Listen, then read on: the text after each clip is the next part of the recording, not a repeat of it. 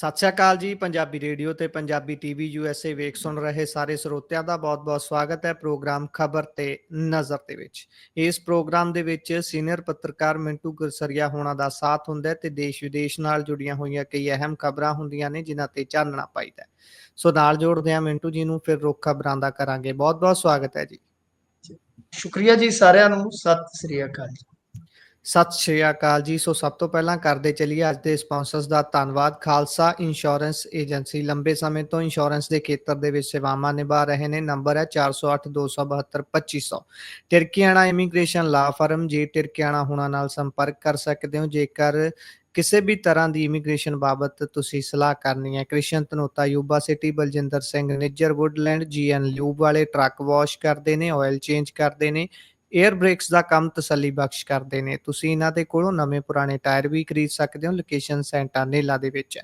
ਨਿੰਮਾ ਸਹੋਤਾ ਹੁਣਾਂ ਦਾ ਨੰਬਰ ਤੁਹਾਡੇ ਨਾਲ ਸਾਂਝਾ ਕਰ ਲੈਂਦੇ ਹਾਂ। ਨੰਬਰ ਹੈ 209 277 0113। Jaswinder Singh Nagra, Roseville, Avtar Singh Sangha Yuba City, Baldev Singh Kang Yuba city.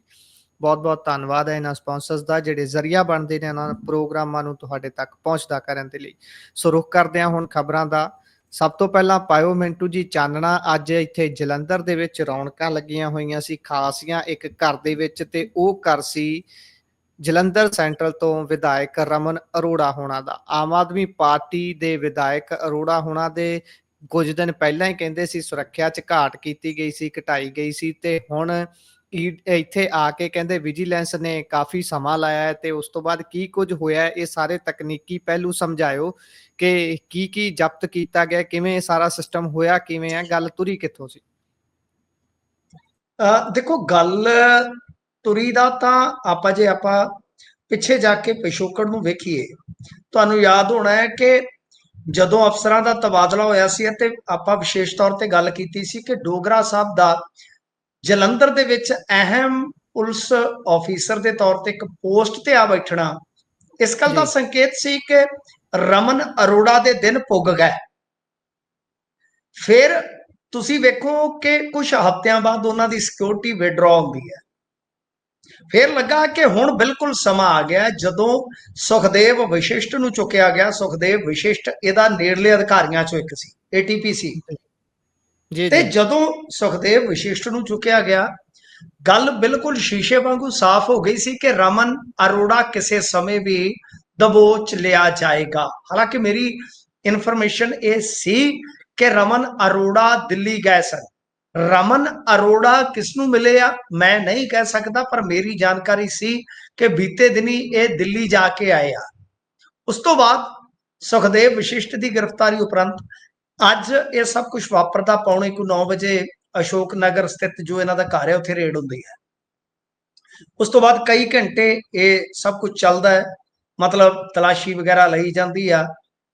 ਘਰੋਂ ਦੱਸਦੇ ਆ ਕਿ ਸ਼ਾਇਦ 5-7 ਲੱਖ ਰੁਪਈਆ ਵੀ ਕੋਈ ਬਰਾਮਦ ਹੋਇਆ। ਸੋਨੇ ਦਾ ਗਹਿਣਾ ਗੱਟਾ ਵੀ ਆ, ਕੁਝ ਚਾਂਦੀ ਵੀ ਆ, ਪਰ 4-5 ਲੱਖ ਰੁਪਈਆ ਅੱਜ ਦੇ ਦੌਰ 'ਚ ਮਾਮੂਲੀ ਆ ਗੁਰਪ੍ਰੀਤ ਜੀ। ਕਿਸੇ ਦੇ ਘਰ ਵੀ ਹੋ ਸਕਦਾ, ਕੋਈ ਵੱਡੀ ਗੱਲ ਨਹੀਂ ਹੈ। ਹਾਲਾਂਕਿ ਇਹਨਾਂ ਨੇ ਨੋਟ ਗਿਣਨ ਵਾਲੀ ਮਸ਼ੀਨ ਵੀ ਬੁਲਾ ਲਈ ਸੀਗੀ, ਲਿਆਂਦੀ ਸੀਗੀ ਕਿ ਜਿਵੇਂ ਉੱਥੇ ਕੋਈ 10-20 ਕਰੋੜ 50 ਕਰੋੜ ਦਾ ਕੈਸ਼ ਮਿਲ ਗਿਆ ਹੈ। ਪਰ ਗੱਲ ਇਹ ਹੈ ਕਿ ਮਾਨ ਸਾਹਿਬ ਨੇ ਨਾਲ ਟਵੀਟ ਕਰ ਦਿੱਤਾ ਸੀਗਾ ਕਿ ਚਾਹੇ ਕੋਈ ਆਪਣਾ ਹੋਵੇ ਤੇ ਚਾਹੇ ਕੋਈ ਪਰਾਇਆ, ਕੋਈ ਵੀ ਕਿਸੇ ਪ੍ਰਕਾਰ ਦਾ ਭ੍ਰਿਸ਼ਟਾਚਾਰ ਕਰੇਗਾ ਤੇ ਉਹਨੂੰ ਬਰਦਾਸ਼ਤ ਨਹੀਂ ਕੀਤਾ ਜਾਏਗਾ। ਮਤਲਬ ਕਿ ਜ਼ੀਰੋ ਟੋਲਰੈਂਸ ਦਾ ਉਹਨਾਂ ਨੇ ਫਿਰ ਇੱਕ ਵਾਰੀ ਹੋਕਾ ਦੇ ਦਿੱਤਾ। ਤਾਂ ਇਹ ਹੈ ਅੱਜ ਦੀ ਸਾਰੀ ਕਾਰਵਾਈ ਤੇ ਇਹਦਾ ਇੱਕ ਬਰੀਫ ਜਿਹਾ ਪਿਛੋਕੜ ਆਪਾਂ ਜੇ ਦੇਖੀਏ ਕਿ ਕਿਸ ਤਰ੍ਹਾਂ ਮਾਮਲਾ ਚੱਲਿਆ ਜੀ। ਹੁਣ ਰਮਨ ਅਰੋੜਾ ਤੁਹਾਨੂੰ ਪਤਾ ਹੋਏਗਾ ਕਿ ਇੱਕ ਕੱਪੜੇ ਦਾ ਕਾਰੋਬਾਰੀ, ਗਾਰਮੈਂਟਸ ਦਾ ਇਹਨਾਂ ਦਾ ਕੰਮ, ਕੋਈ ਰਾਜਨੀਤਿਕ ਇਹਨਾਂ ਦਾ ਪਿਛੋਕੜ ਨਹੀਂ ਜਿਹਾ ਹੈਗਾ। ਜੇ ਤੁਸੀਂ ਵੇਖੋਗੇ ਤੇ ਮਤਲਬ ਕਰੋਨਾ ਕਾਲ ਦੇ ਵਿੱਚ ਕੁਝ ਸਮਾਜਿਕ ਕਾਰਜ ਹੁੰਦੇ ਨੇ ਤੇ ਫਿਰ ਕਾਂਗਰਸ ਛੋਟਾ ਜਿਹਾ ਮੋਟਾ ਜਿਹਾ ਕੋਈ ਅਹੁਦਾ ਦਿੰਦੀ ਆ ਤੇ ਉਹਦੇ ਬਾਅਦ ਫਿਰ ਜਦੋਂ ਲਹਿਰ ਜੀ ਚੱਲਦੀ ਆ ਆਮ ਆਦਮੀ ਪਾਰਟੀ ਦੀ ਤੇ ਇਹਨਾਂ ਦੀ ਕਿਸਮਤ ਚਮਕਦੀ ਆ। ਐਸੀ ਚਮਕਦੀ ਆ ਕਿ ਸਰਕਾਰ ਬਣਨ ਤੋਂ ਥੋੜੇ ਮਹੀਨੇ ਬਾਅਦ ਵਿਜ ਦੀ ਕੋਠੀ 'ਚ ਤੁਹਾਨੂੰ ਪਤਾ ਹੀ ਹੈ ਜੋ ਹੰਗਾਮਾ ਹੋਇਆ ਸੀ ਡੋਗਰੇ ਦੇ ਨਾਲ, ਨਰੇਸ਼ ਡੋਗਰੇ ਦੇ ਨਾਲ, ਉਹ ਸਭ ਨੂੰ ਯਾਦ ਹੈ। ਤੇ ਰਮਨ ਅਰੋੜਾ ਦੀਆਂ ਉਦੋਂ ਚੜ੍ਹ ਮੱਚੀਆਂ ਸਨ। ਲੋਕ ਕਹਿੰਦੇ ਸਨ ਯਾਰ ਕਮਾਲ ਦਾ ਬੰਦਾ ਹੈ ਜਿਹਨੇ ਅਫਸਰ ਖੁੱਡੇ ਲੈਣ ਲਾ ਦਿੱਤਾ। ਤਾਂ ਉਦੋਂ ਕਾਫੀ ਚਰਚਾਵਾਂ 'ਚ ਆਏ। ਤਾਂ ਬਹਰਹਾਲ 2-3 ਕਾਰਨ ਨੇ। ਕਿ ਇੱਕ ਤੇ ਇਹ ਕਿਹਾ ਜਾ ਰਿਹਾ ਰਮਨ ਅਰੋੜਾ ਬਾਰੇ ਕਿ ਇਹਨਾਂ ਨੇ ਕੁਝ ਗੜਬੜੀਆਂ ਕਥਿਤ ਤੌਰ ਤੇ ਕੀਤੀਆਂ ਤੇ ਜਿਨ੍ਹਾਂ ਦੀ ਸ਼ਿਕਾਇਤ ਜਿਹੜੀ ਆ ਉਹ ਉੱਤੇ ਤੱਕ ਚਲੇ ਗਈ ਤੇ ਇਹਨਾਂ ਦੇ ਬੰਦਿਆਂ ਨੇ ਹੀ ਸ਼ਿਕਾਇਤ ਕੀਤੀ।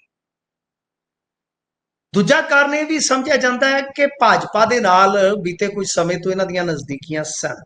ਤੇ ਤੀਸਰਾ ਇਹ ਵੀ ਆ, ਕੁਝ ਥਿਊਰੀ ਦਿੰਦੇ ਤਥਾ ਕਥਿਤ ਤੌਰ ਤੇ ਲੋਕ ਕਿ ਬਈ ਇਹਨਾਂ ਦੀ ਕੋਈ ਉਤਲਿਆਂ ਨਾਲ ਸੈਟਿੰਗ ਨਹੀਂ ਬੈਠੀ ਤੇ ਉਹਨਾਂ ਨੇ ਦਬੋਚ ਲਿਆ। ਕਾਰਨ ਚਾਹੇ ਕੁਝ ਵੀ ਹੋਵੇ, ਤਾਂ ਤੁਸੀਂ ਇਹ ਵੇਖੋ ਕਿ ਇਹਨਾਂ ਦਾ ਇਹ ਤੀਸਰਾ ਤੇ ਸਿੱਧੇ ਤੌਰ ਤੇ ਐਮਐਲਏ ਆ। ਜਿਵੇਂ ਰਤਨ ਫੜਿਆ ਇਹਨਾਂ ਨੇ, ਫਿਰ ਉਹ ਤੋਂ ਇਲਾਵਾ ਜੇ ਤੁਸੀਂ ਵੇਖੋਗੇ ਤਾਂ ਦੂਸਰਾ ਹੋ ਗਿਆ ਸਿੰਗਲਾ, ਤੀਸਰਾ ਹੈ, ਚੌਥਾ ਗੱਜਨ ਮਾਜਰਾ, ਉਹ ਸੀਬੀਆਈ ਨੇ ਅਰੈਸਟ ਕੀਤਾ ਸੀਗਾ, ਈਡੀ ਨੇ ਸ਼ਾਇਦ, ਤੇ ਪੰਜਵਾਂ ਬਚ ਗਿਆ ਸੀ ਉਹ, ਜਿਵੇਂ ਮਾਨਕ ਦੀ ਕਲੀ ਚ ਕਹਿੰਦਾ ਸੀਗਾ ਨਾ, ਟੱਕਰਿਆ ਨਹੀਂ ਗੱਜਣ ਸਿੰਘ ਬਹੁਤ ਭਾਲਿਆ, ਵਧੀ ਸੀਗੀ ਉਹਦੀ ਰੱਬ ਨੇ ਬਚਾ ਲਿਆ।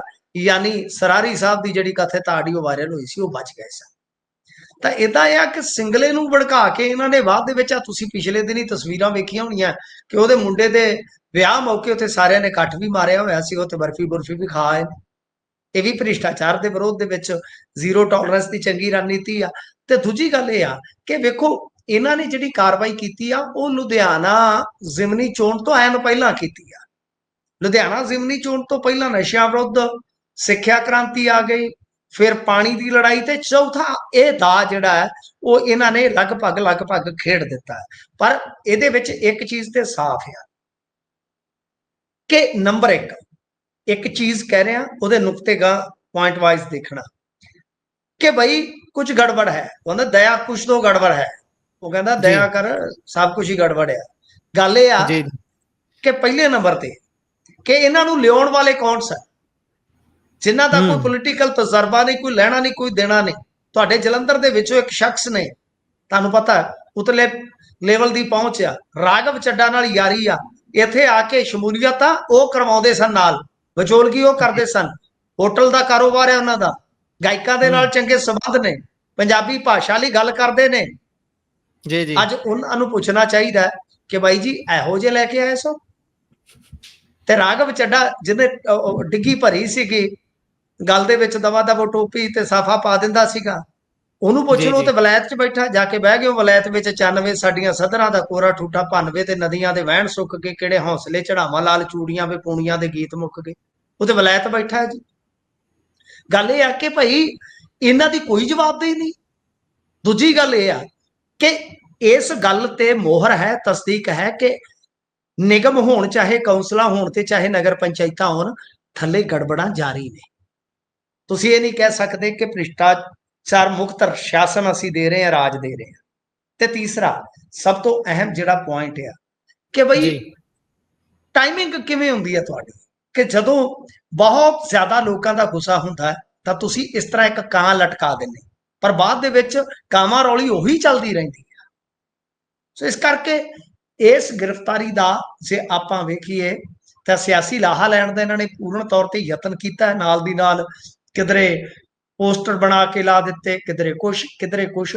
ਪਰ ਮੈਂ ਵਾਰ-ਵਾਰ ਕਹਿਣਾ ਔਰ ਚੈਲੰਜ ਦੇ ਕੇ ਕਹਿਣਾ ਕਿ ਜੇ ਤੁਸੀਂ ਇਮਾਨਦਾਰ ਹੋ, ਇਮਾਨਦਾਰੀ ਨਾਲ ਖੁਫੀਆ ਰਿਪੋਰਟਾਂ ਬਣਵਾ ਲਓ। ਹਰੇਕ ਸ਼ਹਿਰ ਚੋਂ ਟਰੱਕ ਯੂਨੀਅਨ ਤੋਂ ਲੈ ਕੇ ਜਿੱਥੇ ਸੱਟਾ ਦੁਕਾਨਾਂ ਆ, ਸਾਰਿਆਂ ਤੋਂ ਖੁਫੀਆ ਰਿਪੋਰਟਾਂ ਬਣਾ ਲਓ।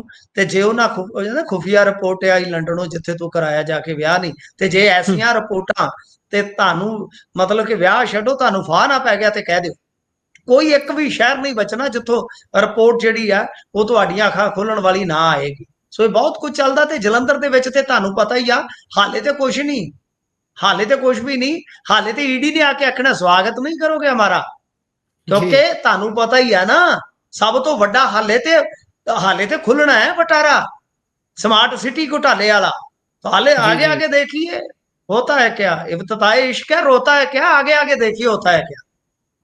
ਜੀ ਸੋ ਵੇਖਦੇ ਆ ਅੱਗੇ ਹੁਣ ਕੀ ਹੁੰਦਾ, ਕਿਉਂਕਿ ਇਹ ਹੱਥ ਉਦੋਂ ਕੀ ਪੈਂਦਾ ਜਦੋਂ ਖਾਸ ਤੌਰ ਤੇ ਇਲੈਕਸ਼ਨਾਂ ਦਾ ਨੇੜਾ ਹੁੰਦਾ ਤੇ ਬਾਅਦ ਚੋਂ ਵੀਡੀਓ ਵੀ ਬੜਾ ਛਾਤੀ ਤਣ ਕੇ ਪਾਈ ਜਾਂਦੀ ਹੈ। ਉਦੋਂ ਤਾਂ ਪਹਿਲਾਂ ਜਦੋਂ ਇਹਨਾਂ ਦੇ ਹੱਕ 'ਚ ਪ੍ਰਚਾਰ ਕਰਦੇ ਹੋਣਗੇ ਉਸਲੇ ਤਾਂ ਕਹਿਣਗੇ ਵੀ ਅਸੀਂ ਚੁਣ ਕੇ ਲਿਆਂਦੇ ਨੇ, ਚੁਣ ਕੇ, ਤੇ ਹੁਣ ਚੁਣ ਕੇ ਵਿੱਚੋਂ ਲੱਭਣੇ ਵੀ ਪੈ ਰਹੇ ਨੇ ਵੀ ਭਾਈ ਨਹੀਂ ਚੁਣ ਕੇ। ਤੇ ਇਹਨਾਂ ਨੇ ਇੱਕ ਮੰਤਰੀ ਵੀ ਤੁਹਾਡਾ ਲਿਆਂਦਾ ਤੁਹਾਡੇ शहर का, तो वो अंगराल कहता कि कभी आओ ठाकर की हवेली पे, कभी आओ मामा ठाकर की हवेली पे।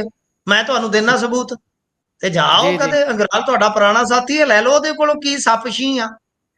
ਉਹ ਤਾਂ ਪਹਿਲਾਂ ਵੀ ਕੁਰਸੀ ਡਾਈ ਫਿਰਦੇ ਸੀ ਨਾ ਬਰਾਬਰ। ਉਹ ਤਾਂ ਕਹਿੰਦੇ ਨੇ ਹਾਂਜੀ, ਕਿ ਮੇਰੇ ਤੋਂ ਪੈਨ ਡਰਾਈਵ ਹੈ, ਫਲਾਨੀਆਂ ਚੀਜ਼ਾਂ, ਫਲਾਨੀਆਂ, ਪਤਾ ਨਹੀਂ ਆਪਸ 'ਚ ਮਿਲ ਕੇ ਪੰਜਾਬ ਦਾ ਭਲਾ ਕਰਨ ਲਈ ਇੱਕ ਵਾਰੀ ਨਿਬੇੜਾ ਕਰ ਹੀ ਕਿਉਂ ਨਹੀਂ ਲੈਂਦੇ। ਇਹ ਜੇਬਾਂ 'ਚ ਬਿਲਕੁਲ। ਪਾਈ ਪੈਨ ਡਰਾਈਵਾਂ, ਇਹ ਗੱਲਾਂ ਹੀ ਕਰਨੀਆਂ ਆਉਂਦੀਆਂ ਨੇ। ਕੀ ਜੇ ਪੰਜਾਬ ਦੇ ਲੋਕਾਂ ਨੂੰ, ਚਲੋ ਪੰਜਾਬ ਦੇ ਲੋਕਾਂ ਨੂੰ ਨਹੀਂ, ਘੱਟੋ ਘੱਟ ਆਪਣੇ ਹਲਕੇ ਦੇ ਲੋਕਾਂ ਨੂੰ ਜੇਕਰ ਤੁਸੀਂ ਪਿਆਰ ਕਰਦੇ ਹੋ ਭਾਈ, ਫੇਰ ਹੀ ਚੱਲ ਜਾਓ। ਤੁਸੀਂ ਫੇਰ ਹੀ ਉਹਦਾ ਕੋਈ ਹੱਲ ਕਰ ਲਓ ਵੀ ਭਾਈ ਆਪਾਂ ਹੱਲ ਕਰਨਾ ਸਮੱਸਿਆ ਦਾ, ਕਿਉਂਕਿ ਆਪਾਂ ਲੋਕਾਂ ਨੂੰ ਖੱਜਲ ਨਹੀਂ ਹੋਣ ਦੇਣਾ ਜਾਂ ਲੋਕਾਂ ਦੀ ਲੁੱਟ ਨਹੀਂ ਹੋਣ ਦੇਣੀ। ਪਰ ਚਲੋ ਆਪਾਂ ਅੱਗੇ ਚੱਲਦੇ ਹਾਂ ਅਗਲੇ ਮਾਮਲੇ ਦੇ ਉੱਪਰ। ਉਧਰ ਕਰਨਲ ਦੀ ਕੁੱਟਮਾਰ ਮਾਮਲਾ ਪਟਿਆਲੇ ਵਾਲਾ ਜਿਹੜਾ, ਉਸ ਦੇ ਵਿੱਚ ਇੰਸਪੈਕਟਰ ਰੌਨੀ ਸਿੰਘ ਦੀ ਜ਼ਮਾਨਤ ਅਰਜ਼ੀ ਰੱਦ ਕਰ ਦਿੱਤੀ ਗਈ ਹੈ। ਦੇਖੋ, ਰੌਨੀ ਸਿੰਘ ਨੂੰ ਡਰ ਹੈ ਕਿ ਕਿਤੇ ਨਾ ਕਿਤੇ ਉਹਦੀ ਗ੍ਰਿਫਤਾਰੀ ਦੇ ਆਸਾਰ ਹੈ। ਦਰਅਸਲ ਕੀ ਹੈ ਕਿ ਇਸ ਮਾਮਲੇ ਦੇ ਵਿੱਚ ਰੌਨੀ ਸਿੰਘ ਹੀ ਇੱਕ ਐਸੇ ਕਹਿ ਲਓ ਕਿ ਕੜੀ ਵਜੋਂ ਇੰਸਪੈਕਟਰ ਹੈਗੇ ਆ ਕਿ ਜਿਨ੍ਹਾਂ ਤੇ ਜੀ, ਬਥੇਰਾ ਕੁਛ ਆ। ਕਿਉਂ? ਕਿਉਂਕਿ ਪੁਲਿਸ ਦਾ ਪੱਖ ਵੇਖੋਗੇ ਤੇ ਉਹ ਕਹਿੰਦੇ ਕਿ ਪਹਿਲਾਂ ਬੜੋਚੀ ਇਹਦੇ ਵਜ੍ਹਾ ਸੀ, ਤੇ ਜੇ ਜੀ, ਆਪਾਂ ਕਰਨਲ ਹੋਰਾਂ ਦੇ ਲਿਹਾਜ਼ ਨਾਲ ਵੇਖੀਏ ਤਾਂ ਉਹ ਕਹਿੰਦੇ ਕਿ ਰੌਨੀ ਸਿੰਘ ਹੀ ਸੀਗਾ ਜਿਸਨੇ ਸਭ ਤੋਂ ਜ਼ਿਆਦਾ ਅੱਤ ਚੁੱਕੀ ਸੀ। ਖੈਰ, ਉਹ ਤੇ ਜਾਂਚ ਪੜਤਾਲ ਚੱਲ ਰਹੀ ਆ, ਆਪਾਂ ਕੋਈ ਵੀ ਨਤੀਜਾ ਨਹੀਂ ਦੇ ਸਕਦੇ। ਤਾਂ ਰੌਨੀ ਸਿੰਘ ਪਹਿਲਾਂ ਵੀ ਹਾਈ ਕੋਰਟ ਗਿਆ, ਫਿਰ ਉਦੋਂ ਬਾਅਦ ਹੇਠਲੀ ਅਦਾਲਤ ਚ ਆਣਾ ਪਿਆ। ਹੇਠਲੀ ਅਦਾਲਤ ਤੋਂ ਬਾਅਦ ਦੇ ਵਿੱਚ ਜ਼ਮਾਨਤ ਜਦੋਂ ਰਿਜੈਕਟ ਹੋ ਗਈ ਤਾਂ ਫਿਰ ਇਹ ਗਿਆ ਰੌਨੀ ਸਿੰਘ ਵਾਪਸ ਹਾਈ ਕੋਰਟ, ਤੇ ਹਾਈ ਕੋਰਟ ਦੇ ਵਿੱਚ ਸਾਰੀ ਬਹਿਸ ਮੁਕੰਮਲ ਹੋ ਗਈ ਸੀ। ਅੱਜ ਫੈਸਲਾ ਆ ਗਿਆ ਤੇ ਜ਼ਮਾਨਤ ਜਿਹੜੀ ਆ ਉਹ ਡਿਸਮਿਸ ਕਰ ਦਿੱਤੀ ਗਈ, ਯਾਨੀ ਅਰਜ਼ੀ ਜਿਹੜੀ ਜ਼ਮਾਨਤ ਦੀ ਸੀਗੀ ਉਹ ਖਾਰਜ ਹੋ ਗਈ। ਤਾਂ ਇਹਦਾ ਮਤਲਬ ਹੈ ਕਿ ਰੌਨੀ ਸਿੰਘ ਹੁਣ ਜਾਂ ਤਾਂ ਸੁਪਰੀਮ ਕੋਰਟ ਮੂਵ ਹੋਏਗਾ ਜਾਂ ਫਿਰ ਗ੍ਰਿਫਤਾਰੀ ਦੀ ਤਲਵਾਰ ਲਟਕ ਜਾਵੇਗੀ। ਪਰ ਪੰਜਾਬ ਜੀ, ਪੁਲਿਸ ਕੀ ਰੌਨੀ ਸਿੰਘ ਨੂੰ ਗ੍ਰਿਫਤਾਰ ਕਰਨ ਦਾ ਯਤਨ ਕਰੇਗੀ? ਦੇਖੋ, ਗੱਲ ਇਹ ਹੈ ਕਿ ਰੌਨੀ ਸਿੰਘ ਨੇ ਪਹਿਲਾਂ ਯਤਨ ਕੀਤਾ, ਹੇਠਲੀ ਅਦਾਲਤ ਨੇ ਫਿਰ ਜਦੋਂ ਗਏ ਹਾਈ ਕੋਰਟ ਤੋਂ ਬਾਅਦ ਤਾਂ ਨਹੀਂ ਜ਼ਮਾਨਤ ਦਿੱਤੀ, ਵਾਪਸ ਹਾਈ ਕੋਰਟ ਆਏ।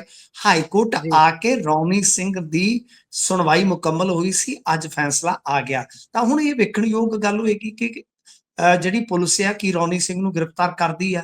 ਜੇ ਨਹੀਂ ਕਰਦੀ ਤਾਂ ਕੀ ਰੌਨੀ ਸਿੰਘ ਨੂੰ ਇੰਨਾ ਸਮਾਂ ਦਿੱਤਾ ਜਾਏਗਾ ਕਿ ਉਹ ਸੁਪਰੀਮ ਕੋਰਟ ਦੇ ਵਿੱਚ ਜਾ ਕੇ ਆਪਣੀ ਜ਼ਮਾਨਤ ਲੈ ਸਕਣ? ਤਾਂ ਮਤਲਬ ਕਿ ਕਾਫੀ ਇਹ ਹੁਣ ਸਵਾਲ ਬਣ ਗਿਆ ਹੈ ਕਿ ਰੌਨੀ ਸਿੰਘ ਦਾ ਕੀ ਬਣੇਗਾ, ਕਿਉਂਕਿ ਇਹ ਉਹੀ ਪੁਲਿਸ ਪਾਰਟੀ ਹੈ ਜਿਨ੍ਹਾਂ ਨੇ ਜਸਪ੍ਰੀਤ ਸਿੰਘ ਦਾ ਐਨਕਾਊਂਟਰ ਕੀਤਾ ਸੀਗਾ। ਤੇ ਤੁਹਾਨੂੰ ਪਤਾ ਉਸ ਕੇਸ ਦੇ ਵਿੱਚ ਵੀ ਕਾਫੀ ਕੁਝ ਜਿਹੜਾ ਉਹ ਉਥਲ ਪੁਥਲ ਇਸ ਵਕਤ ਵਿਖਾ ਰਿਹਾ ਜੀ। ਜੀ। ਸੋ ਅਗਲੀ ਖਬਰ ਤੇ ਜੇਕਰ ਆਪਾਂ ਚੱਲੀਏ ਤਾਂ ਉਧਰ ਲੁਧਿਆਣਾ ਸ਼ਰਾਬ ਕਾਂਡ ਇੱਕ ਵਾਪਰਿਆ ਹੈ ਮਜੀਠਾ ਤੋਂ ਬਾਅਦ। ਉਹਦੀ ਕੱਲ ਵੀ ਤੁਸੀਂ ਸਾਂਝ ਪਾਈ ਸੀ, ਤੇ ਅੱਜ ਕਹਿੰਦੇ ਠੇਕਾ ਸੀਲ ਕਰ ਦਿੱਤਾ ਗਿਆ ਹੈ। ਤੇ ਭਾਜਪਾ ਵਾਲਿਆਂ ਨੇ ਤਾਂ ਕਹਿੰਦੇ ਮਦਦ ਵੀ ਕੀਤੀ ਹੈ, ਮਾਲੀ ਮਦਦ, ਕਿਉਂਕਿ ਵੋਟਾਂ ਨੇ ਤੇ ਸਾਰਾ ਕੁਝ ਚੱਲ ਰਿਹਾ ਹੈ ਕਹਿੰਦੇ ਉੱਥੇ। ਬਿਲਕੁਲ, ਦੇਖੋ ਐਤਕੀ ਕਿਉਂਕਿ ਸਰਕਾਰ ਨੂੰ ਪਿਛਲੀ ਮਰਤਬਾ ਕਾਫੀ ਸਵਾਲ ਹੋਏ ਸਨ ਮਜੀਠਾ ਵਾਲੇ ਮਾਮਲੇ ਦੇ ਵਿੱਚ, ਜਿਵੇਂ ਇਹਨਾਂ ਨੇ 10-10 ਲੱਖ ਰੁਪਈਆ ਜਿਹੜਾ ਦਿੱਤਾ ਸੀਗਾ। ਐਤਕੀ ਲੋਕ ਪਹਿਲਾਂ ਹੀ ਟਰੋਲ ਕਰਨ ਲੱਗ ਪਏ ਕਿ ਲਓ 10-10 ਲੱਖ ਰੁਪਈਏ ਦਾ ਕੰਮ ਹੋ ਗਿਆ, ਵੀ ਹੁਣ ਸ਼ਰਾਬੀਆਂ ਨੇ ਮਰਨਾ ਸਟਾਰਟ ਕਰ ਦਿੱਤਾ। ਤੇ ਭਗਵੰਤ ਜੀ, ਮਾਨ ਬਾਰੇ ਤੁਹਾਨੂੰ ਪਤਾ ਹੀ ਹੈ ਜੋ ਬੋਲਿਆ ਜਾਂਦਾ ਕਿ ਆਪਣੇ ਸਟਾਫ ਮੈਂਬਰਾਂ ਨੂੰ ਜ਼ਿਆਦਾ ਦਿੰਦੇ ਨੇ ਤਾਂ ਦੂਜਿਆਂ ਨੂੰ ਘੱਟ ਦਿੰਦੇ ਨੇ, ਤੇ ਯਾਨੀ ਟਰੋਲਿੰਗ ਇਸ ਤਰ੍ਹਾਂ ਦੀ ਜਿਹੜੀ ਆ ਉਹ ਹੋ ਰਹੀ ਸੀ। ਤਾਂ ਬਹਰਹਾਲ ਐਤਕੀ ਇਹਨਾਂ ਨੇ ਕੋਈ ਐਲਾਨ ਤੇ ਨਹੀਂ ਜੇ ਕੀਤਾ, ਪਰ ਜਿਹੜੀ ਗੱਲ ਵੇਖਣ ਵਾਲੀ ਆ ਕਿ ਠੇਕਾ ਸੀਲ ਹੋ ਗਿਆ, ਇਹਦਾ ਮਤਲਬ ਇਹ ਹੈ ਕਿ ਜਿਹੜਾ ਮੁੱਢਲਾ ਸ਼ੱਕ ਹੈ ਉਹ ਠੇਕੇ ਦੀ ਸ਼ਰਾਬ ਤੇ ਆ। ਅਤੇ ਗੁਰਪ੍ਰੀਤ ਜੀ, ਇਹਦੇ ਵਿੱਚ ਇੱਕ ਚੀਜ਼ ਜਿਹੜੀ ਆ ਉਹ ਨੋਟ ਕਰਨੇ ਵਾਲੀ ਆ ਕਿ ਜਿਹੜਾ ਜੀ, ਪੁਲਿਸ ਨੇ ਮਾਮਲਾ ਦਰਜ ਕੀਤਾ ਹੈ ਉਹ ਮਾਮਲਾ ਦਰਜ ਕੀਤਾ ਹੈ ਅਣਪਛਾਤੇ ਤੇ। ਮਤਲਬ ਕਿ ਪੁਲਿਸ ਤੇ ਅਣਪਛਾਤੀ ਸੁਣੀ ਸੀ ਕਿ ਪਿਛਲੇ ਸਮੇਂ ਦੇ ਦੌਰਾਨ, ਹੁਣ ਠੇਕੇਦਾਰ ਵੀ ਕੋਈ ਅਣਪਛਾਤਾ ਹੁੰਦਾ ਵੀ ਉਹ ਵੀ ਕੋਈ ਕਹਿ ਲਓ ਕਿ ਮਤਲਬ ਕਿ ਜਾਂਚ ਪੜਤਾਲ ਦਾ ਵਿਸ਼ਾ ਕਿ ਠੇਕਾ ਹੈ ਕਿਸ ਦਾ ਸੀ। ਦੂਜੇ ਪਾਸੇ ਪੋਸਟਮਾਰਟਮ ਦੀ ਰਿਪੋਰਟ ਦਾ ਇੰਤਜ਼ਾਰ ਕੀਤਾ ਜਾ ਰਿਹਾ ਹੈ ਕਿ ਇਸ दारू ਦੇ ਵਿੱਚ ਸੀ ਕੀ, ਕਿਉਂਕਿ ਸਾਰੀਆਂ ਰਿਪੋਰਟਾਂ ਜਾਂ ਜਿੰਨੇ ਵੀ ਹੁਣ ਤੱਕ ਆਪਾਂ ਪੱਖ ਵੇਖੇ ਆ ਉਹਨਾਂ ਸਾਰਿਆਂ ਦੇ ਵਿੱਚ ਇੱਕ ਗੱਲ ਕਾਮਨ ਕਹੀ ਗਈ ਆ ਕਿ ਸ਼ਰਾਬ ਇਹਨਾਂ ਨੇ ਜਿਹੜਾ ਨੂਰਪੁਰ ਰੋਡ ਤੇ ਸੰਨਿਆਸ ਨਗਰ ਦੇ ਵਿੱਚ ਠੇਕਾ ਸੀ ਉਹ ਤੋਂ ਲਈ ਆ। ਤੇ ਜੀ, ਪੀਂਦਿਆਂ ਸਾਰੇ ਇਹਨਾਂ ਨੂੰ ਗਸ਼ੀਆਂ ਪੈਣ ਲੱਗ ਪਈਆਂ ਨੇ, ਮੂੰਹਾਂ ਚੋਂ ਝੱਗਾਂ ਵਗੀਆਂ, ਝੱਗ ਸੁੱਟਣੀ ਸਟਾਰਟ ਕਰ ਦਿੱਤੀ ਇਹਨਾਂ ਨੇ। ਜਿੱਥੇ ਇੱਕ ਥਾਂ ਮਰ ਗਿਆ ਤੇ ਦੋਆਂ ਦੀ ਮੌਤ ਜਿਹੜੀ ਆ ਉਹ ਹਸਪਤਾਲ ਦੇ ਵਿੱਚ ਹੋ ਗਈ। ਹੁਣ ਵੱਡਾ ਸਵਾਲ ਇਹ ਕਿ ਉਸ दारू ਦੇ ਵਿੱਚ ਐਸਾ ਕੀ ਸੀ ਜੋ ਠੇਕੇ ਤੋਂ ਲਈ? ਕੀ ਪਿੱਛੋਂ ਹੀ ਆਈ? ਕੀ ਮਾਫੀਆ ਸ਼ਰਾਬ ਠੇਕੇ ਦੇ ਥਰੂ ਵੇਚ ਰਿਹਾ? ਜਾਂ ਕੀ ਇਹਨਾਂ ਨੇ ਆਪ ਹੀ ਜ਼ਹਿਰ ਮਿਲਾ ਲਿਆ ਉਹਦੇ ਵਿੱਚ, ਜੋ ਕੋਈ ਆਪ ਹੀ ਇਹਨਾਂ ਦੇ ਕੋਲ ਕੈਮੀਕਲ ਸੀ ਜਿਹੜਾ ਵਿੱਚ ਇਸਤੇਮਾਲ ਕੀਤਾ ਨੇ। ਇਹ ਬੜੇ ਜੀ ਵੱਡੇ ਸਵਾਲ ਪੈਦਾ ਹੋ ਗਏ। ਤਾਂ ਖੈਰ ਠੇਕਾ ਇਹਨਾਂ ਨੇ ਸੀਲ ਕਰ ਦਿੱਤਾ, ਪਰ ਤੁਸੀਂ ਵੇਖੋ ਕਿ ਠੇਕਾ ਸੀਲ ਅੱਜ ਕੀਤਾ ਤੇ ਗੱਲ ਤੇ 2-3 ਦਿਨ ਪਹਿਲਾਂ ਦੀ ਹੈ। ਤੇ ਅਗਲਾ ਦਾ ਮਾਲ ਜਾਂ ਉਹ ਬੈਚ ਜਿਹੜਾ ਇਹਨਾਂ ਨੇ ਉੱਥੇ ਸੈਲ ਕੀਤਾ ਹੈ ਉਹਦੇ ਵਿੱਚ, ਕਿ ਬਈ ਉਹ ਪਾਸੇ ਨਾ ਕੀਤਾ ਹੋਏਗਾ ਸਟਾਕ ਵਗੈਰਾ, ਕੋਈ ਆਪਦਾ ਰਿਕਾਰਡ ਜਿਹੜਾ ਠੀਕ ਨਾ ਕੀਤਾ ਹੋਏਗਾ। ਅੱਛਾ ਦੇਖੋ, ਚਲੋ ਇਹ ਵੀ ਇੱਕ ਬੜਾ ਵੱਡਾ ਸਵਾਲ ਬਣਦਾ, ਵਾਜਬ ਸਵਾਲ ਬਣਦਾ ਹੈ ਕਿ ਉਸ ਠੇਕੇ ਤੋਂ ਫਿਰ ਜਿਹੜੀ ਸ਼ਰਾਬ ਦੂਜਿਆਂ ਨੇ ਲੈ ਕੇ ਪੀਤੀ ਉਹ ਕਿਉਂ ਨਹੀਂ ਮਰੇ, ਤਾਂ ਉਹ ਜਾਂਚ ਪੜਤਾਲ ਦਾ ਵਿਸ਼ਾ। ਪਰ ਇੱਕ ਚੀਜ਼ ਇਹ ਆ ਕਿ ਪੰਜਾਬ ਦੇ ਵਿੱਚ ਬਿੱਲ ਤੇ ਸ਼ਰਾਬ ਨਹੀਂ ਵਿਕਦੀ ਹੈ, ਤੁਹਾਨੂੰ ਵੀ ਪਤਾ ਤੇ ਮੈਨੂੰ ਵੀ ਪਤਾ ਹੈ। ਤੇ ਨਾ ਹੀ ਜਿਵੇਂ ਬਾਲਗ ਨਾਬਾਲਗ ਦਾ ਫਰਕ ਨਿਰਧਾਰਿਤ ਕੀਤਾ ਗਿਆ ਹੈ, ਜੋ ਆਪਣਾ ਐਕਸਾਈਜ਼ ਐਕਟ ਹੁੰਦਾ ਉਹਦੇ ਵਿੱਚ, ਕਿ ਨਾਬਾਲਗ ਨੂੰ ਸ਼ਰਾਬ ਨਹੀਂ ਜੇ ਤੁਸੀਂ ਵੇਚ ਸਕਦੇ, ਨਾ ਹੀ ਉਹ ਫਰਕ ਇੱਥੇ ਜਿਹੜਾ ਤੈਅ ਕਰਕੇ ਉਹਨੂੰ ਯਕੀਨੀ ਬਣਾਇਆ ਜਾਂਦਾ ਹੈ। ਸੋ ਇਹ 2-3 ਚੀਜ਼ਾਂ ਨੇ ਕਿ ਸਾਨੂੰ ਹੁਣ ਠੀਕ ਆ, ਜਿਹੜੇ ਮਰਨ ਵਾਲੇ ਮਰ ਗਏ ਆ। ਇੱਕ ਤੇ ਇਹ ਆ ਕਿ ਜੇ ਰਿਪੋਰਟ ਸਹੀ ਆਉਂਦੀ ਆ ਤਾਂ ਉਹ ਕਾਰਵਾਈ ਹੋਣੀ ਚਾਹੀਦੀ ਹੈ, ਨਿਆਂ ਮਿਲਣਾ ਚਾਹੀਦਾ ਇਹਨਾਂ ਨੂੰ। ਤੇ ਦੂਜਾ ਇਹ ਆ ਕਿ ਜਿਵੇਂ ਮੈਂ ਤੁਹਾਨੂੰ ਕਿਹਾ ਕਿ ਮਹਿੰਗੀ ਤੋਂ ਮਹਿੰਗੀ ਦਾਰੂ ਲੈ ਜਾਓ, ਠੇਕੇ ਵਾਲੇ ਕਹਿਣਗੇ ਕਿ ਪਰ ਬਿੱਲ ਨਹੀਂ ਦੇਣਾ ਤੁਸੀਂ। ਇਹ ਸਾਰੀਆਂ ਚੀਜ਼ਾਂ ਵੀ ਯਕੀਨਨ ਕੀਤੀਆਂ ਜਾਣੀਆਂ ਚਾਹੀਦੀਆਂ। ਨਹੀਂ ਤਾਂ ਇਸ ਗੱਲ ਤੇ ਤਾਂ ਮੈਂ ਤੁਹਾਨੂੰ ਪਤਾ ਹੀ ਹੈ, ਜ਼ੋਰ ਦੇ ਕੇ ਕਹਿਣਾ ਹੀ ਹੁੰਦਾ ਕਿ ਇਸ ਸ਼ਰਾਬ ਦੇ ਧੰਦੇ ਦੇ ਵਿੱਚ ਬਹੁਤ ਮੋਟੀ ਮਲਾਈ ਲਾਈ ਜਾ ਰਹੀ ਆ, ਤੇ ਮਲਾਈ ਦਾ ਮੋਟਾ ਹਿੱਸਾ ਜਿਹੜਾ ਉਹ ਜਾਈ ਪੰਜਾਬ ਤੋਂ ਬਾਹਰ ਰਿਹਾ। ਜੀ ਇਹ ਵੀ ਇੱਕ ਆਪਣੇ ਕਿਸਮ ਦੀ ਚਰਚਾ ਦਾ ਵਿਸ਼ਾ ਹੈ, ਜਿਹੜੀ ਤੁਸੀਂ ਅੰਤ 'ਚ ਗੱਲ ਕਰਦੇ ਹੋ। ਕੱਲ ਵੀ ਤੁਸੀਂ ਕੀਤੀ ਸੀ, ਅੱਜ ਵੀ, ਕਿ ਬਹੁਤ ਮੋਟਾ ਹਿੱਸਾ ਜਿਹੜਾ ਬਾਹਰ ਜਾ ਰਿਹਾ ਹੈ। ਇਹ ਤਾਂ ਗੱਲ ਬਣਦੀ ਹੀ ਹੈ। ਤੇ ਅੱਗੇ ਚੱਲੀਏ ਤਾਂ ਢੰਡਰੀਆਂ ਵਾਲੇ ਦਾ ਆਇਆ ਪਹਿਲਾ ਬਿਆਨ ਸਾਹਮਣੇ ਜੀ। ਦੇਖੋ, ਢੱਡਰੀਆਂ ਵਾਲੇ ਨੂੰ ਬਹੁਤ ਚਰਚਾ ਮਿਲੀ ਇਹਨਾਂ ਦਿਨਾਂ ਦੇ ਵਿੱਚ। ਚਰਚਾ ਇਉਂ ਮਿਲੀ ਆ ਕਿ ਅਚਾਨਕ ਰਣਜੀਤ ਸਿੰਘ ਢੱਡਰੀਆਂ ਵਾਲੇ, ਕਿਉਂਕਿ ਵੈਸੇ ਵੀ ਸੋਸ਼ਲ ਮੀਡੀਆ ਦੇ ਦੌਰ ਤੋਂ ਬਾਅਦ ਰਣਜੀਤ ਸਿੰਘ ਢੱਡਰੀਆਂ ਵਾਲੇ ਬੇਸ਼ੱਕ ਵਿਵਾਦਾਂ ਦੇ ਵਿੱਚ ਰਹੇ ਨੇ, ਪਰ ਇਹਨਾਂ ਨੂੰ ਸੁਰਖੀਆਂ ਬਹੁਤ ਮਿਲਦੀਆਂ, ਇਹ ਗੱਲ ਵੇਖਣ ਵਾਲੀ ਆ।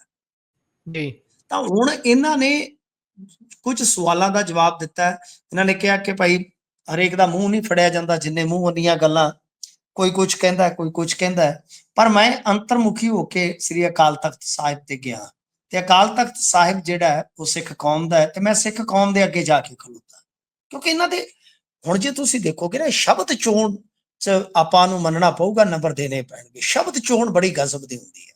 ਜਿਵੇਂ ਜੀ ਉਦੋਂ ਸਾਰਾ ਕੁਝ ਕਰ ਕਰਾ ਕੇ ਟਕਸਾਲ ਵਾਲਿਆਂ ਨੂੰ ਸਵਾਲ ਕੀਤਾ ਕਿ ਕੀ ਤੁਸੀਂ ਆਪਣੇ ਕੀਤੇ ਤੇ ਮਾਫੀ ਮੰਗੋਗੇ। ਦੇਖੋ ਕਿੱਡੀ ਵੱਡੀ ਸ਼ਬਦ ਚੋਣ ਆ, ਇਹ ਬਹੁਤ ਡੂੰਘੀ ਸ਼ਬਦ ਚੋਣ ਆ।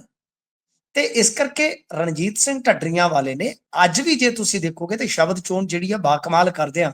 ਇਹੀ ਗੱਲ ਕਹੀ ਆ ਕਿ ਭਾਈ ਮੈਨੂੰ ਅੰਤਰਮੁਖੀ ਹੋ ਕੇ ਜਿਹੜੀ ਆਵਾਜ਼, ਮਤਲਬ ਕਿ ਮੇਰੀ ਜ਼ਮੀਰ ਦੀ ਆਵਾਜ਼ ਸੀਗੀ ਤੇ ਮੈਂ ਉਹ ਸੁਣ ਲਈ ਆ। ਤੇ ਬਹੁਤੇ ਲੋਕ ਇਸ ਗੱਲ ਤੇ ਰਾਜ਼ੀ ਨੇ। ਤੇ ਬਿਲਕੁਲ ਮੈਂ ਕੁਝ ਆਲੋਚਕ ਵੀ ਰਣਜੀਤ ਸਿੰਘ ਢੱਡਰੀਆਂ ਵਾਲੇ ਤੇ ਜਿਹੜੇ ਆ, ਬਾਕੀ ਬਹੁਤੇ ਤੇ ਨਹੀਂ ਮੈਂ ਕਹੂੰਗਾ ਆਲੋਚਕ ਕੇ ਸਾਰੇ ਫੇਵਰ ਚ ਹੋ ਗਏ, ਪਰ ਜੀ ਕੁਝ ਲੋਕ ਜਿਨ੍ਹਾਂ ਨੂੰ ਆਪਾਂ ਜਾਣਦੇ ਹੁੰਦੇ ਆ ਸੋਸ਼ਲ ਮੀਡੀਆ ਤੇ, ਉਹ ਇਸ ਗੱਲ ਦਾ ਸਵਾਗਤ ਵੀ ਕਰ ਰਹੇ ਆ। ਤਾਂ ਖੈਰ ਹੁਣ ਦੇਖਣਾ ਹੋਏਗਾ ਕਿ ਜਦੋਂ ਰਣਜੀਤ ਸਿੰਘ ਢੱਡਰੀਆਂ ਵਾਲੇ ਖੁੱਲੇ ਤੌਰ ਤੇ ਕਹਿ ਲਓ ਕਿ ਪ੍ਰਚਾਰ ਦੇ ਖੇਤਰ ਵਿੱਚ ਉਤਰਨਗੇ ਬਤੌਰ ਪ੍ਰਚਾਰਕ, ਤਾਂ ਉਹ ਕਿਸ ਤਰ੍ਹਾਂ ਪ੍ਰਚਾਰ ਕਰਦੇ ਆ, ਕਿਸ ਤਰ੍ਹਾਂ ਉਹਨਾਂ ਦੇ ਨਾਲ ਹੋਰ ਸੰਗਤ ਜੁੜਦੀ ਆ, ਤੇ ਨਿਸ਼ਾਨੇ ਖਾਸ ਤੌਰ ਤੇ ਕਿਹਦੇ ਤੇ ਰਹਿੰਦੇ ਆ।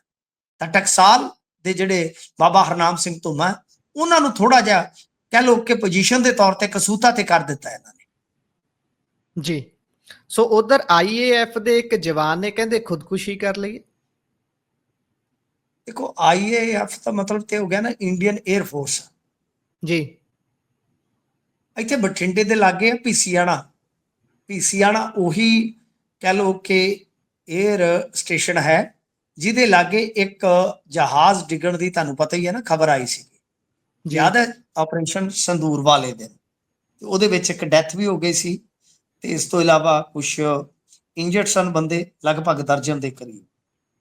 ਤੇ ਉਹਦੇ ਤੇ ਕਾਫੀ ਕੰਟਰਾਡਿਕਟ ਰਿਪੋਰਟਿੰਗ ਵੀ ਹੋਈ, ਵਿਰੋਧਾਭਾਸ ਵਾਲੀ। ਕੋਈ ਕਹਿੰਦਾ ਸੀਗਾ ਕਿ ਰਾਫੇਲ ਡਿੱਗਿਆ, ਕੋਈ ਕਹਿੰਦਾ ਕਿ ਦੂਸਰਾ ਜਹਾਜ਼ ਹੈ, ਪਰ ਹਾਲੇ ਤੱਕ ਉਹਦੇ ਤੇ ਸਥਿਤੀ ਜਿਹੜੀ ਆ ਅਸਪਸ਼ਟ ਆ। ਤਾਂ ਮਤਲਬ ਪੀਸੀਆਣਾ ਇੱਕ ਜਿਹੜਾ 에ਅਰ ਸਟੇਸ਼ਨ, ਹੁਣ ਉੱਥੇ ਮਤਲਬ ਕਿ ਜੋ ਹੋਇਆ ਹੈ ਉਹ ਕਾਫੀ ਕਹਿ ਲਓ ਕਿ ਚਿੰਤਾਤੁਰ ਕਰਨ ਵਾਲਾ ਹੈ। ਗੁਰਪ੍ਰੀਤ ਜੀ, ਪਹਿਲੀ ਗੱਲ ਕਿ ਇਹ ਜਿਹੜਾ ਖੁਦਕੁਸ਼ੀ ਕਰਕੇ ਗਿਆ ਜਵਾਨ ਇੰਡੀਅਨ 에ਅਰ ਫੋਰਸ ਦਾ, ਇਹ ਹਰਿਆਣੇ ਤੋਂ ਸੀਗਾ, ਸੋਨੂ ਇਹਦਾ ਨਾਮ ਸੀ, 27-28 ਸਾਲ ਏਜਡ ਸੀ।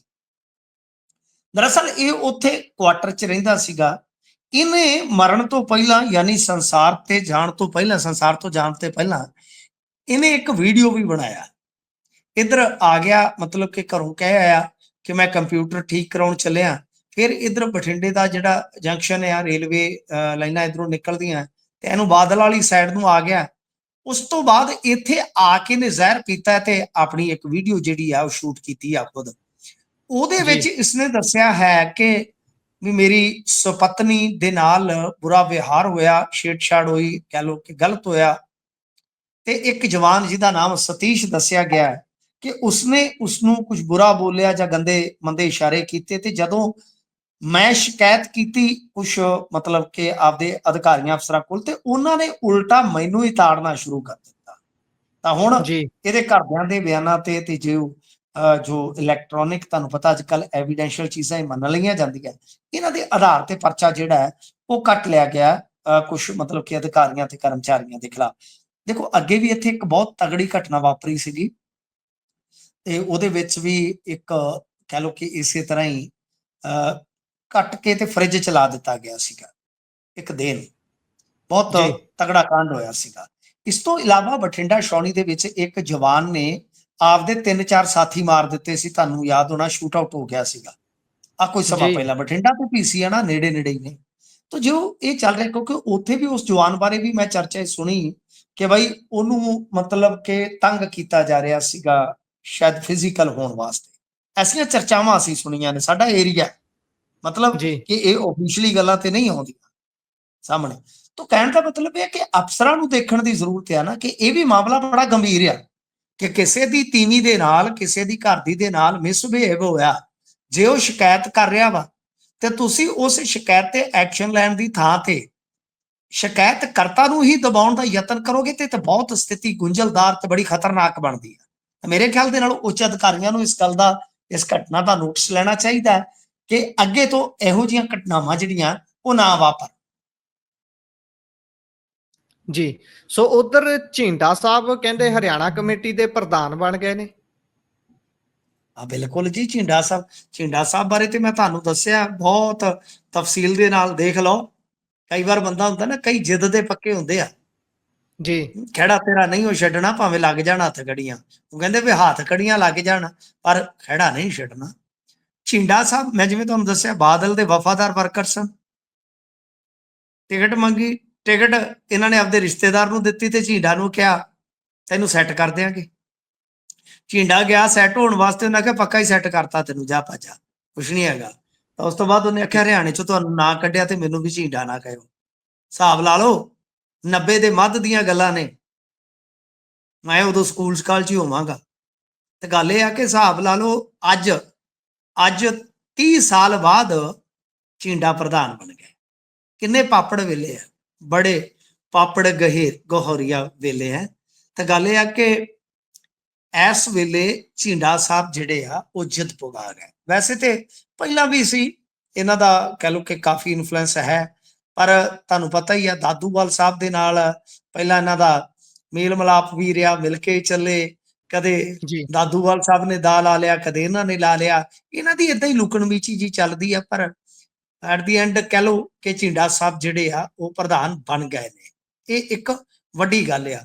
ਤਾਂ ਮੇਰੇ ਖਿਆਲ ਦੇ ਨਾਲ ਦੇਖੋ, ਝਿੰਡਾ ਸਾਹਿਬ ਹੋਰਾਂ ਨੇ ਆਪਣੀਆਂ ਪੁਗਾ ਲਈਆਂ ਨੇ, ਠੀਕ ਗੱਲ ਆ ਕਿ ਸਮਰਥਨ ਵੀ ਮਿਲ ਗਿਆ ਇਹਨਾਂ ਨੂੰ। ਜਿਹੜੇ ਵੈਸੇ ਤੇ ਦਾਦੂਵਾਲ ਸਾਹਿਬ ਵੀ ਆ, ਉਹ ਵੀ ਕਹਿ ਸਕਦੇ ਖੁਸ਼ਕਿਸਮਤੀ ਆ। ਤੇ ਬਿੱਟੂ ਵਾਂਗੂ ਉਹਨਾਂ ਨੇ ਵੀ ਇਲੈਕਸ਼ਨ ਹਾਰ ਲਿਆ, ਇਲੈਕਸ਼ਨ ਹਾਰ ਕੇ ਉਹ ਵੀ ਗਾਂ ਨੋਮੀਨੇਟ ਹੋ ਗਏ। ਤਾਂ ਇਹਨਾਂ ਨੂੰ 20 ਮੈਂਬਰਾਂ ਦੇ ਵਿਰੋਧ ਦਾ ਸਾਹਮਣਾ ਵੀ ਕਰਨਾ ਪਿਆ। ਦਦਾਰ ਸਿੰਘ ਇਹਨਾਂ ਦੇ ਸਾਥੀ ਹੁੰਦੇ ਸੀਗੇ ਜਿਹੜੇ ਬੜੇ ਨੇੜ ਦੇ, ਦਦਾਰ ਸਿੰਘ ਨਲਵੀ ਉਹਨਾਂ ਦਾ ਪੂਰਾ ਨਾਮ। ਤਾਂ ਉਹਨਾਂ ਨੇ ਕਿਹਾ ਕਿ ਲੋਕਤੰਤਰ ਦੀ ਜਿਹੜੀ ਆ ਉਹ ਹੱਤਿਆ ਹੋਈ ਆ। ਸੋ ਕੁੱਲ ਮਿਲਾ ਕੇ ਆਪਾਂ ਕਹਿ ਸਕਦੇ ਹਾਂ ਕਿ ਇੱਕ ਪਾਸੇ 20 ਮੈਂਬਰਾਂ ਨੇ ਵਿਰੋਧ ਕੀਤਾ ਅਤੇ VOTING ਦੀ ਜੀ ਮੰਗ ਕੀਤੀ, ਪਰ ਇਹਨਾਂ ਨੂੰ ਪ੍ਰਧਾਨ ਜਿਹੜਾ ਉਹ ਬਣਾ ਦਿੱਤਾ ਗਿਆ। ਖੈਰ ਐਗਜ਼ੀਕਿਊਟਿਵ ਮੈਂਬਰ ਬਣੇ ਆ ਕਰਨੈਲ ਸਿੰਘ, ਪਲਵਿੰਦਰ ਸਿੰਘ, ਕੁਲਦੀਪ ਸਿੰਘ ਮੁਲਤਾਨੀ, ਰੁਪਿੰਦਰ ਸਿੰਘ, ਜਗਤਾਰ ਸਿੰਘ ਮਾਨ ਤੇ TP ਸਿੰਘ।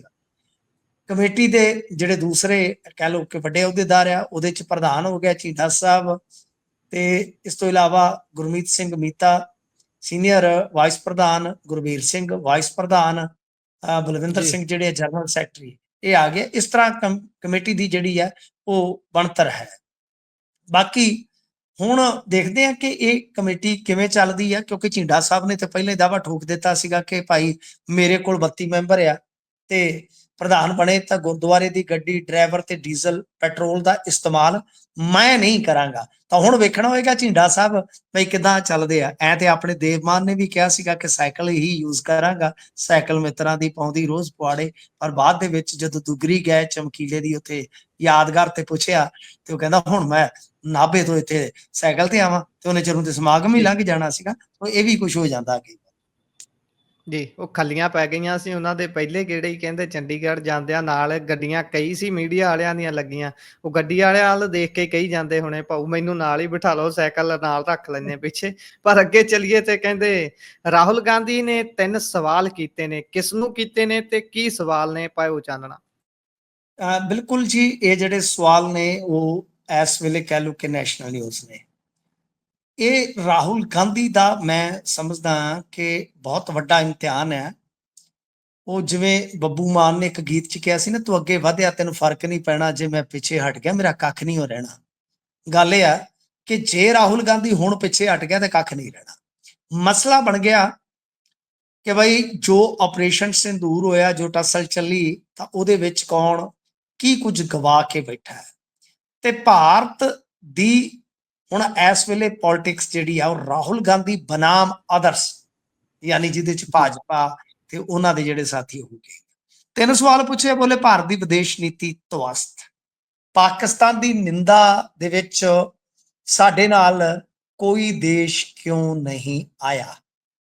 ਜੀ। ਟਰੰਪ ਤੋਂ ਭਾਰਤ ਅਤੇ ਪਾਕਿਸਤਾਨ ਦੇ ਵਿੱਚ ਵਿਚੋਲਗੀ ਲਈ ਕਿਸ ਨੇ ਕਿਹਾ। 3 ਸਵਾਲ ਹੈ, ਤਿੰਨੇ ਹੀ ਬੜੇ ਗੁੰਝਲਦਾਰ ਆ। ਚਾਚਾ ਟਰੰਪ ਤੇ ਤੁਹਾਨੂੰ ਪਤਾ ਹੀ ਆ, ਉਹਦੇ ਐਪਲ ਵਾਲਿਆਂ ਨੂੰ ਦਬਕੇ ਮਾਰਨੇ, ਕਹਿੰਦਾ ਕਿ ਭਾਈ ਗੱਲ ਇਹ ਟੈਰਿਫ ਠੋਕ ਦੇਣਾ ਮੈਂ, ਜਿਹੜਾ ਐਪਲ ਤੁਸੀਂ ਉਧਰ ਇੰਡੀਆ 'ਚ ਬਣਾਇਆ ਇੱਥੇ ਬਣਾਓ, ਇੱਥੇ ਵੇਚੋ, ਅਮਰੀਕਾ ਫਾਸਟ।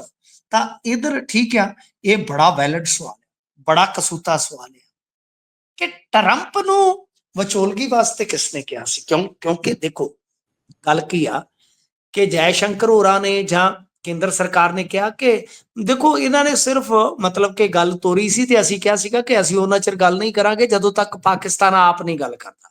ਤਾਂ ਪਾਕਿਸਤਾਨ ਨੇ ਗੱਲ ਕੀਤੀ, ਗੱਲ ਸਾਡੀ ਨੇਪਰੇ ਚੜ ਗਈ। ਰਾਹੁਲ ਗਾਂਧੀ ਵੀ ਅੱਗੋਂ ਤੁਹਾਨੂੰ ਪਤਾ ਬਾਹਰਲੀਆਂ ਯੂਨੀਵਰਸਿਟੀਆਂ ਦਾ ਪੜ੍ਹਿਆ, ਉਹਨੇ ਹੁਣ ਇਹ ਗੱਲ ਚੁੱਕ ਲਈ ਕਿ ਚਲੋ ਠੀਕ ਆ, ਤੁਹਾਨੂੰ ਤੇ ਟਰੰਪ ਨੇ ਕਿਹਾ ਜੀ ਕਿ ਗੱਲ ਕਰ ਲਓ ਤੇ ਪਾਕਿਸਤਾਨ ਨਾਲ ਤੁਸੀਂ ਗੱਲ ਕਰ ਲਈ, ਤੇ ਇਹ ਦੱਸੋ ਕਿ ਟਰੰਪ ਨੂੰ ਕਿਹਨੇ ਕਿਹਾ ਕਿ ਵੀਰੇ ਤੂੰ ਜਾ ਮਾੜਾ ਜਿਹਾ ਛਡਾ ਇਹਨਾਂ ਨੂੰ। ਬੜਾ ਵੱਡਾ ਸਵਾਲ ਆ, ਬੜਾ ਵੱਡਾ ਸਵਾਲ ਆ, ਪਸੀਨੇ ਛੁੱਟ ਜਾਣਗੇ ਸਭ। ਦੂਜੀ ਗੱਲ ਕਿ ਪਾਕਿਸਤਾਨ ਦੇ ਵਿਰੋਧ ਦੇ ਵਿੱਚ ਸਾਡੇ ਨਾਲ ਕੌਣ ਆਇਆ ਜਾਂ ਕਿਉਂ ਨਹੀਂ ਆਇਆ। ਦੇਖੋ ਇਹ ਵੀ ਇੱਕ ਬਹੁਤ ਵੱਡਾ ਸਵਾਲ ਹੈ। ਭਗਤਾਂ ਨੂੰ ਮਿਰਚਾਂ ਬਹੁਤ ਲੱਗਣਗੀਆਂ ਇਹਦੇ ਤੇ। ਉਹਨਾਂ ਦੇ ਨਾਲ ਤੁਰਕੀ ਸੀਗਾ ਐਲਾਨੀਆ, ਉਹਨਾਂ ਦੇ ਨਾਲ ਚੀਨ ਸੀ ਐਲਾਨੀਆ, ਸਾਡੇ ਨਾਲ ਕੌਣ ਸੀ ਐਲਾਨੀਆ। ਅਸੀਂ ਤੇ ਸਾਰਾ, ਜੇ ਤੁਸੀਂ ਮੋਦੀ ਸਾਹਿਬ ਦਾ ਡਾਟਾ ਕੱਢੋ, ਇਹਨਾਂ ਨੇ ਤੇ ਕੋਈ ਦੇਸ਼ ਛੱਡਿਆ ਹੀ ਨਹੀਂ ਦੁਨੀਆ ਦੇ ਨਕਸ਼ੇ ਤੇ ਯਾਤਰਾਵਾਂ ਵਾਲਾ। ਇੱਕ ਟੈਚੀ ਭਰਿਆ ਲੀੜਿਆਂ ਦਾ ਇਹਨਾਂ ਦਾ ਪੱਕਾ ਜਹਾਜ਼ ਦੇ ਵਿੱਚ ਹੀ ਹੁੰਦਾ ਸੀ। ਤੇ ਬੋਲਣ ਵੇਲੇ ਅੱਜ ਜਿਹੜਾ ਭੂਟਾਨ ਸਾਡੇ ਤੇ ਡਿਪੈਂਡ ਹੈ, ਈਵਨ ਦੈਟ ਨੇਪਾਲ ਕਿਸੇ ਸਮੇਂ ਪਿਛਲਗੂ ਦੇਸ਼ ਸੀਗਾ, ਵੈਸੇ ਦੇਸ਼ ਬਾਰੇ ਕਿਸੇ ਬਾਰੇ ਸ਼ਬਦ ਨਹੀਂ ਇਸਤੇਮਾਲ ਕਰਨਾ ਚਾਹੀਦਾ, ਪਰ ਉਹ ਇੰਡੀਆ ਦੇ ਨਾਲ ਰਿਹਾ, ਕੋਈ ਵੀ ਨਹੀਂ ਬੋਲਿਆ ਸਾ, ਕੋਈ ਵੀ। ਤਾਂ ਇਹ ਵੀ ਇੱਕ ਬੜਾ ਵੱਡਾ ਸਵਾਲ ਹੈ ਕਿ ਕਾਹਤੋਂ ਨਹੀਂ ਬੋਲੇ ਬਈ। ਜੇ ਅਸੀਂ ਸਹੀ ਸੀ, ਮੰਨ ਲਓ ਇੰਡੀਅਨ ਸਹੀ ਸੀ, ਅੱਤਵਾਦੀ ਹਮਲਾ ਹੋਇਆ ਤਾਂ ਪੂਰੀ ਦੁਨੀਆ ਨੂੰ ਨਾਲ ਆਉਣਾ ਚਾਹੀਦਾ ਸੀ, ਪੂਰੀ ਦੁਨੀਆ ਨਾਲ ਸੀ ਬਹੁਤ ਵੱਡਾ ਸਮਰਥਨ ਨਾਲ ਜੁੜਨਾ ਚਾਹੀਦਾ ਸੀ। ਸੋ ਗੱਲ ਇਹ ਆ ਕਿ ਭਾਈ ਇਹ ਕੁਝ ਸਵਾਲ ਜਿਹੜੇ ਆ ਉਹ ਹੁਣ ਜੇ ਕੋਈ ਪੁੱਛਦਾ, ਇਹ ਕੋਈ ਪੁੱਛਦਾ ਹੈ ਤੇ ਇਹ ਅੱਗੋਂ ਪਤਾ ਕੀ ਆ, ਉਹਨੂੰ ਕਹਿ ਦਿੰਦੇ ਪਾਕਿਸਤਾਨੀ ਵੀ ਤੇ ਇਹੋ ਗੱਲਾਂ ਕਰਦੇ ਨੇ ਤੇ ਤੁਸੀਂ ਪਾਕਿਸਤਾਨੀ ਜੀ। ਮੈਂ ਜਿਵੇਂ ਸ਼ਾਇਦ ਤੁਹਾਨੂੰ ਅੱਗੇ ਵੀ ਦੱਸਿਆ ਹੋਏਗਾ, ਇਹ ਰਾਜਨੀਤੀ ਦੀ ਧਾਰਾ ਬਣ ਗਈ ਆ। ਇਹਦੇ ਵਿੱਚ ਮਤਲਬ ਕਿ ਇਹਨਾਂ ਜਵਾਬਾਂ ਨੂੰ ਮੰਗਣ ਦੀ ਥਾਂ ਤੇ ਇਹ ਕਹਿ ਦਿੱਤਾ ਜਾਂਦਾ ਕਿ ਤੁਸੀਂ ਪਾਕਿਸਤਾਨ ਦੀ ਹਮਾਇਤ ਕਰਦੇ ਜੇ। ਇਹ ਵੀ ਇੱਕ ਬੜਾ ਵੱਡਾ ਸੰਕਟ ਹੈ ਇਸ ਵੇਲੇ। ਪਰ ਇਹ ਜਿਹੜੇ ਸਵਾਲ ਆ ਰਾਹੁਲ ਗਾਂਧੀ ਦੇ, ਪਸੀਨਾ ਲਿਆਉਣ ਵਾਲੇ ਸਵਾਲ ਨੇ। ਜੀ, ਸੋ ਇਸੇ ਦੇ ਨਾਲ ਇਸ ਪ੍ਰੋਗਰਾਮ ਦਾ ਸਮਾਂ ਇੱਥੇ ਸਮਾਪਤ ਹੁੰਦਾ ਹੈ। ਸੋ ਮਿੰਟੂ ਜੀ, ਤੁਸੀਂ ਜੁੜੇ, ਜਾਣਕਾਰੀਆਂ ਸਾਂਝੀਆਂ ਕੀਤੀਆਂ, ਬਹੁਤ ਬਹੁਤ ਧੰਨਵਾਦ ਜੀ। ਧੰਨਵਾਦ। ਸੋ ਇਹ ਸਨ ਸਾਡੇ ਨਾਲ ਮਿੰਟੂ ਗੁਰਸਰੀਆ ਜੀ, ਜਿਨ੍ਹਾਂ ਨੇ ਵੱਖ-ਵੱਖ ਖਬਰਾਂ ਦੇ ਉੱਪਰ ਪਾਇਆ ਚਾਨਣਾ। ਤੁਹਾਨੂੰ ਕਿਵੇਂ ਦਾ ਲੱਗਿਆ ਇਹ ਪ੍ਰੋਗਰਾਮ? ਤੁਸੀਂ ਆਪਣੇ ਵਿਚਾਰ, ਰਾਏ, ਟਿੱਪਣੀਆਂ ਸਾਡੇ ਨਾਲ ਸਾਂਝੇ ਕਰ ਸਕਦੇ ਹੋ। ਜੁੜੇ ਰਹੋ ਪੰਜਾਬੀ ਰੇਡੀਓ ਤੇ ਪੰਜਾਬੀ ਟੀਵੀ USA ਦੇ ਨਾਲ। ਪ੍ਰੋਗਰਾਮਾਂ ਦੀ ਲਗਾਤਾਰਤਾ ਇਸੇ ਤਰ੍ਹਾਂ ਬਰਕਰਾਰ ਰਹੇਗੀ। ਮੈਨੂੰ ਦਿਓ ਇਜਾਜ਼ਤ। ਧੰਨਵਾਦ। ਸਤਿ ਸ਼੍ਰੀ ਅਕਾਲ।